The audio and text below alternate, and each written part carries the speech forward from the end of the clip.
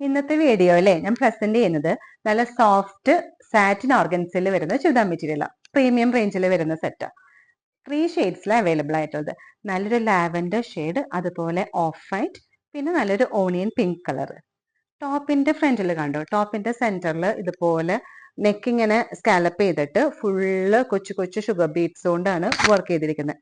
നല്ല ബ്യൂട്ടിഫുൾ ആയിട്ടുള്ള ഒരു വർക്കാട്ടോ. അതുപോലെ ഇതിന്റെ